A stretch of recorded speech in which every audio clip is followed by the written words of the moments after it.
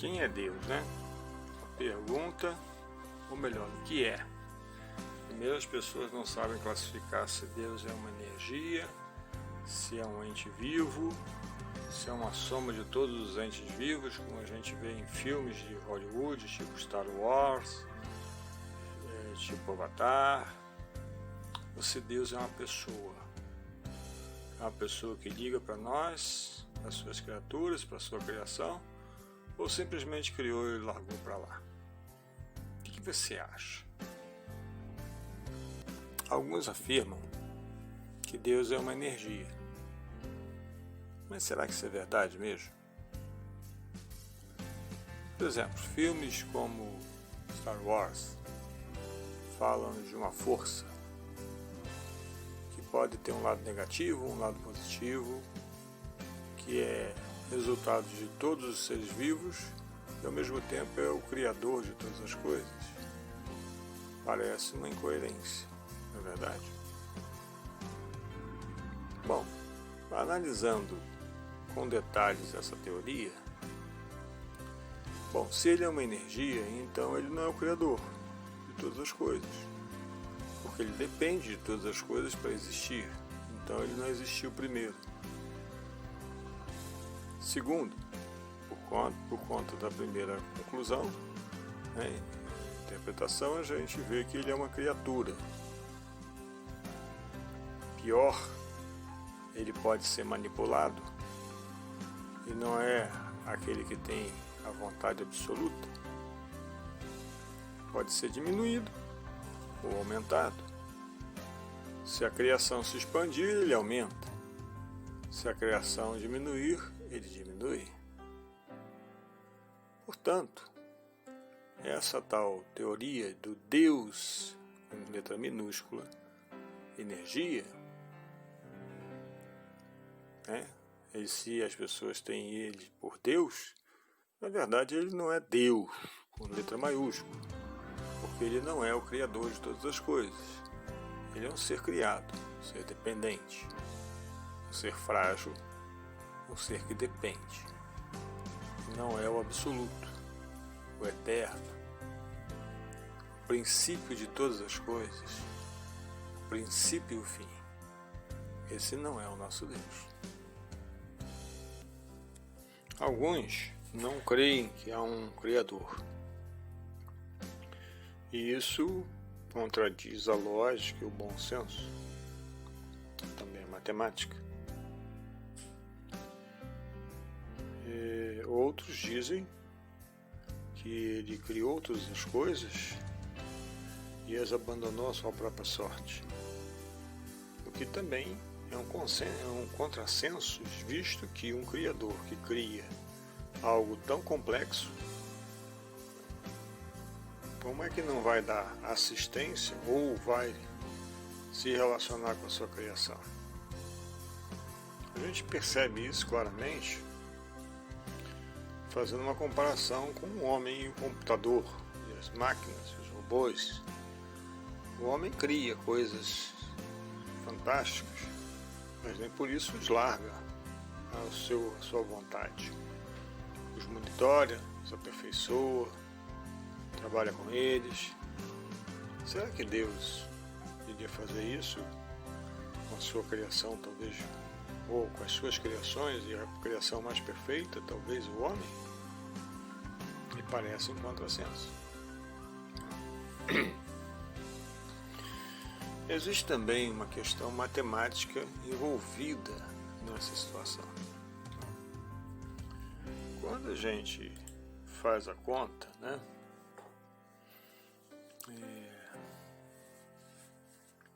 A gente percebe, a gente vê que, por exemplo, o Carl Sagan, que não foi um criacionista, ele tecnicamente não acreditava em Deus, ele calculou a probabilidade da evolução desde lá do Big Bang até o homem perfeito como é feito, como ele é hoje, digo o corpo, né? A probabilidade é de 1 sobre 10 elevado a 2 bilhões. Isso dá uma quantidade de zeros absurda. Ou seja, a probabilidade é 0,2 bilhões de zero, qualquer número, o que é praticamente zero.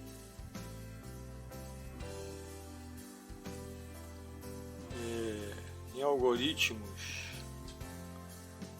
da teoria neo-darwiniana, Marcel Schutzenberger, espero que esteja falando direito, ele calculou, né, que qualquer evento, qualquer probabilidade menor do que 1 sobre 10 elevado a 1000 seria tecnicamente zero, ou seja, impossível de acontecer. Então, é lógico que 1 sobre 10 elevado a 1000 é infinitamente maior do que 1 sobre 10 elevado a 2 bilhões. Portanto, não crer matematicamente num Criador chega a ser um contrassenso, um paradoxo humano, tanto para Carl Sagan quanto para os demais cientistas. É importante, então, perceber outra coisa. Se Deus criou algo tão perfeito, será que ele seria ilógico de largar esse algo tão perfeito à sua própria sorte? Será que nós criamos os nossos robôs e largamos eles para lá? Ou ficamos monitorando? Ou temos um sistema operacional para monitorá-los? Ou os computadores, né? As redes do Google, do Facebook, né? E as redes da Microsoft, será que não são monitoradas? Será que não são supervisionadas a todo instante? Será que não tem ninguém cuidando delas? É uma coisa para a gente parar para pensar, né? Onde a gente conclui que tanto a crença na inexistência de Deus, como a crença de que Deus criou todas as coisas perfeitas e largou para lá, me parece muito lógico. E me parece também que as pessoas querem ignorar o óbvio. Nós, crentes, não ignoramos esse óbvio. Nós vemos a natureza, vemos a perfeição, entendemos. Não por fé, mas por inteligência, pela razão. Quer dizer, melhor, não só por fé, mas pela inteligência e pela razão. De que há um Deus, sim, que se preocupa conosco. Pergunta muito frequente que muitos fazem, é um argumento para eles não crerem em Deus, ou seja, para eles negarem a matemática, negarem a ciência, negarem a lógica. Se Deus existe, por que ele não acaba com as guerras? É uma pergunta muito frequente. Ou por que não acaba com as doenças, né? Mas vamos focar aqui nas guerras primeiro. As guerras são consequência do próprio homem. Nós, depois que caímos em pecado, por causa de Adão e de Eva, quer você acredite na história bíblica ou não, o fato é que o homem caído, né, o homem com pecado, o homem pecador, que não é redimido pelo sangue de Jesus, ele tem dentro de si o desejo pela guerra, o desejo pela morte, o desejo pela raiva, o desejo pela vingança. Ele tem dentro de si, né, as contendas, as brigas, as discórdias, a mágoa, falta de perdão, a inveja, o desejo desenfreado de dominar, de obter coisas, mesmo que tenha que passar por cima dos outros. Então, a resposta mais óbvia, na verdade, sobre por que Deus não acaba com as guerras, é porque ele teria que destruir a humanidade novamente. Ele já fez isso uma vez, e ele jurou que não iria fazer de novo. Certo? Primeira razão. Segunda razão. Então por que Deus não acaba com esses sentimentos dentro da gente, né? Simplesmente porque Ele nos deu o maior presente que Ele poderia nos dar, que é vontade própria, ou traduzido no teologismo, né? Livre-arbítrio. Ele não nos criou máquinas. Porque se ele nos criasse máquinas, nós não teríamos esses problemas. Nós também não teríamos escolhas. Teríamos que fazer tudo que uma programação faz. Duas razões. A terceira razão, e talvez a mais forte, que ele permite que essas coisas aconteçam, é para mostrar que, na verdade, ele tem sim um local e um tempo preparado para acabar com todas as guerras. E ele vai revelar isso ao homem, aqueles que quiserem, aqueles que desejarem a paz.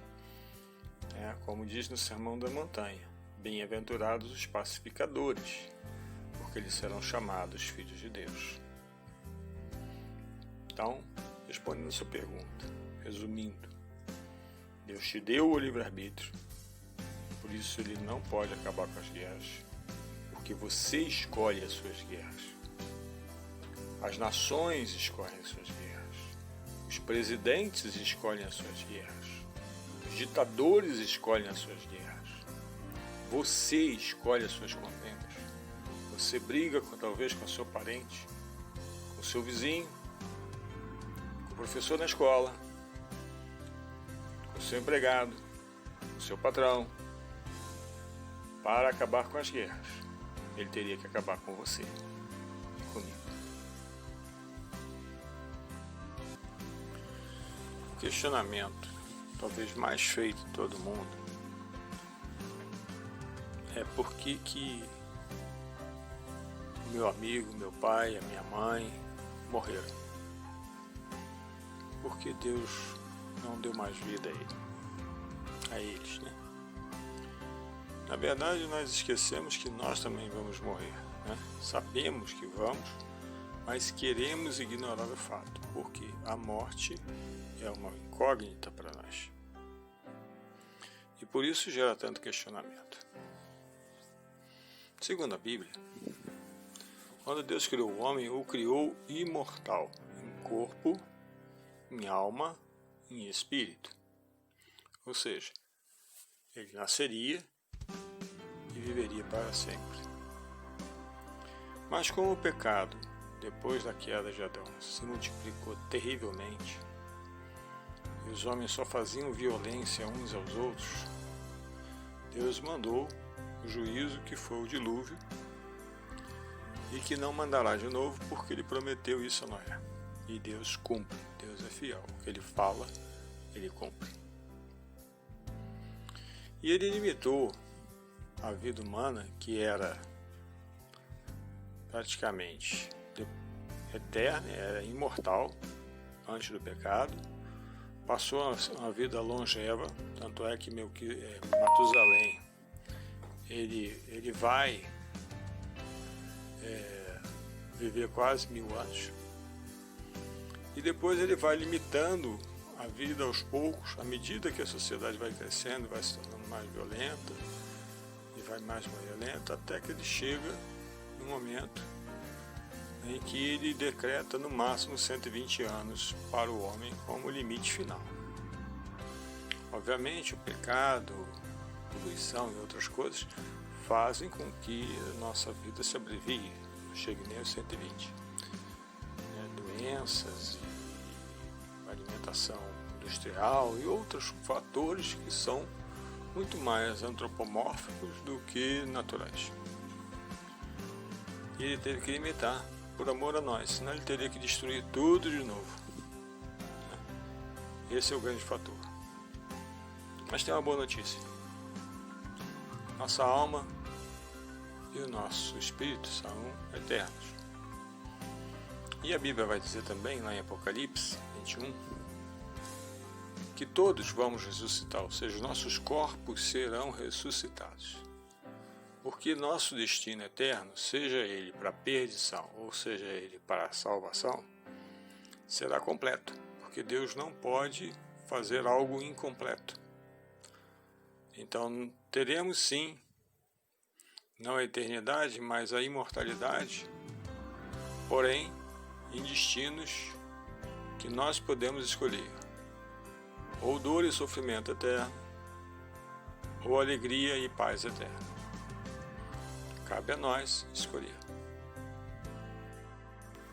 Bom, se você gostou do vídeo, achou que o conteúdo é relevante, eu peço a gentileza e o favor de você deixar seu like, compartilhar com as pessoas que você acha que esse conteúdo pode ser relevante e se inscreva no canal.